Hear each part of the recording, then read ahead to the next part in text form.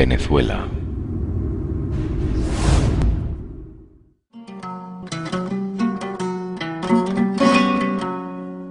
En la capitanía de Venezuela, a finales del siglo XVIII, comenzaba a gestarse uno de los movimientos revolucionarios más importantes del continente.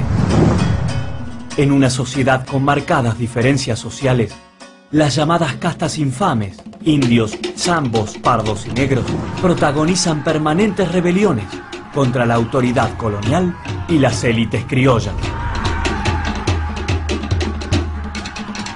En medio de conflictos sociales y en un ambiente de efervescencia política, nace Simón Bolívar en el seno de una familia mantuana. Los mantuanos, una casta acaudalada de criollos de apenas 100 familias esclavistas, controlan la economía de la colonia. El maestro Simón Rodríguez, un referente de las primeras rebeliones contra el poder colonial, instruye a Bolívar en la necesidad de crear nuestra realidad a partir de concepciones propias. Otra influencia sobre el libertador es la del caraqueño Francisco de Miranda, uno de los primeros en proyectar la unión continental, desde Nueva España hasta el Río de la Plata. Después de recorrer Europa y participar de guerras y revoluciones, se establece en Inglaterra.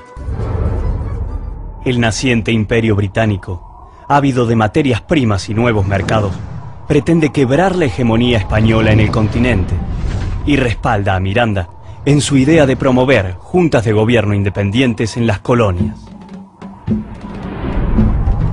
Los esclavos de Saint-Domingue se adelantan al proyecto emancipador criollo. La colonia más rica del Caribe se independiza de Francia. Los haitianos declaran el fin de la esclavitud. Napoleón, para evitarlo, envía un poderoso ejército de más de 25.000 hombres. El ejército napoleónico sufre una derrota decisiva y el 1 de enero de 1804 nace Haití, la primera república negra del mundo. Mientras Napoleón domina España, estalla un levantamiento en Chuquisaca, seguido por una oleada de cabildos abiertos. En 1810, el Cabildo de Caracas conforma una junta de gobierno, integrada exclusivamente por mantuanos. Esta junta crea la primera República de Venezuela y convoca en su defensa a Francisco de Miranda por ser el gran referente militar del momento. El poder español contraataca. La primera República, sin apoyo popular, es destruida a menos de un año de su fundación. Miranda es capturado y termina sus días en una cárcel española.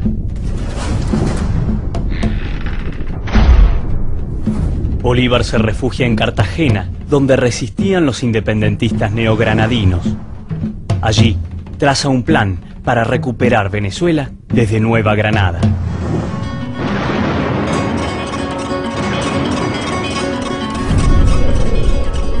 Después de cruzar la cordillera, enfrenta a los realistas y llega victorioso a Caracas. Liberada la capital en 1813, se funda la Segunda República, pero asentada nuevamente en el poder mantuano. Un ejército de llaneros y esclavos, respaldado por los españoles, se levanta contra el nuevo gobierno y toma Caracas después de una sangrienta campaña. La Segunda República, al igual que la primera, cae como consecuencia de las divisiones sociales y raciales. Bolívar, derrotado, se exilia en Jamaica. Mientras en tierra firme, el poder realista se fortalece, sometiendo completamente a Nueva Granada.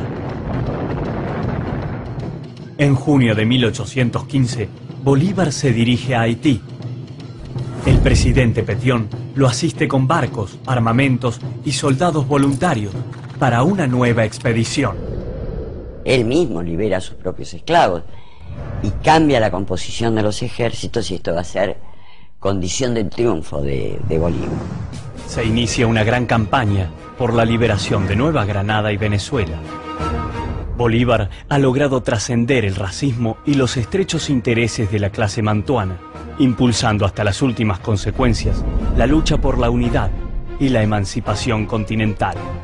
El Congreso de Angostura, integrado por venezolanos, granadinos y ecuatorianos, funda la República de Colombia y lo designa presidente. Con los triunfos en las batallas de Boyacá, Carabobo y Pichincha, sella militarmente la unidad territorial de la nueva república. Un estado bioceánico con un poder militar y marítimo forjado en grandes batallas y un territorio superior al de cualquier potencia europea. El proyecto de Bolívar comenzaba a gestarse. En el sur del continente, coincidiendo con la ofensiva bolivariana del norte, el ejército de José de San Martín y Bernardo O'Higgins ha derrotado a los realistas y liberado a Chile. Esta expedición avanza hacia el centro del poder español y ocupa Lima, proclamando la independencia peruana. En el encuentro de Guayaquil, San Martín entrega a Bolívar el mando del Ejército Libertador. Unos meses antes, habían firmado el primer gran tratado de Unión Suramericana.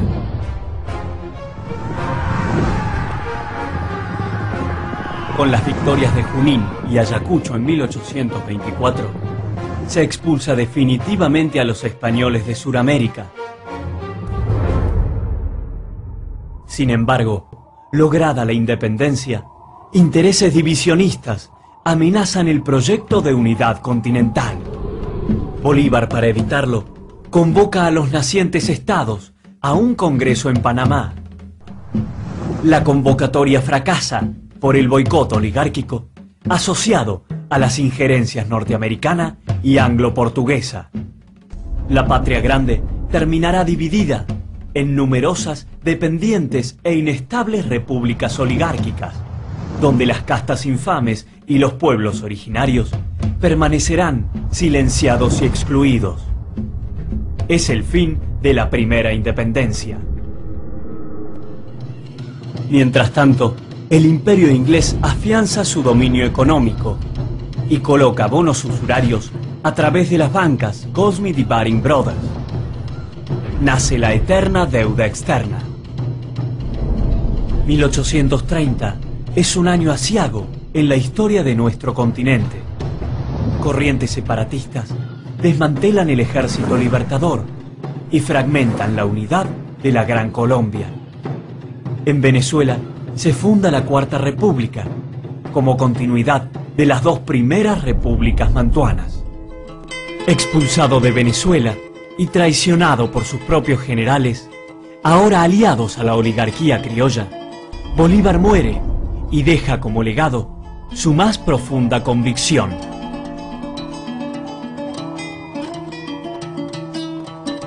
Simón Bolívar lo había dicho: los Estados Unidos de Norteamérica parecen destinados por la providencia para plagar la América de miserias a nombre de la libertad.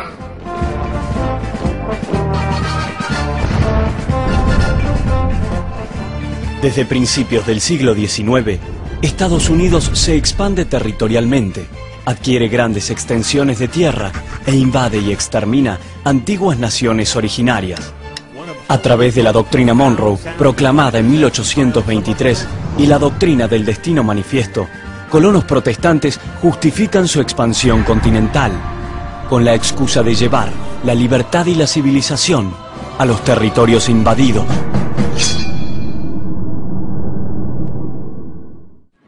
En 1835, los colonos protestantes invaden y ocupan Texas. 10 años después, estos colonos respaldados militarmente exigen la independencia del territorio ocupado y su anexión a Estados Unidos.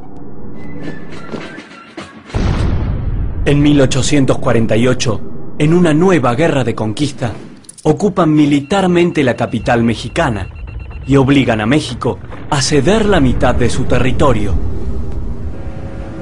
La isla de Cuba ha sido y es un punto estratégico en el Caribe.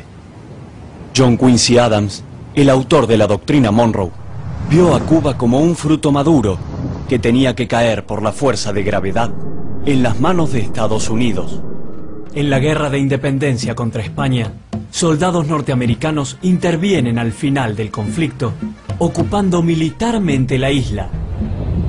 En la nueva Constitución, imponen a Cuba la llamada Enmienda Platt, en realidad un tratado de anexión que permite a Estados Unidos intervenir en sus asuntos internos y montar en territorio cubano la base naval de Guantánamo. 60 años después, con el estallido de la revolución, lo único que recibirán los yanquis de su fruto maduro serán los gusanos. Mientras Estados Unidos interviene en la independencia cubana, sus soldados invaden la colonia española de Puerto Rico. Con esta nueva ocupación militar, afianzan su poder en el Caribe. Años después, convierten a Puerto Rico en un protectorado, controlando sus fronteras, la moneda y las fuerzas armadas.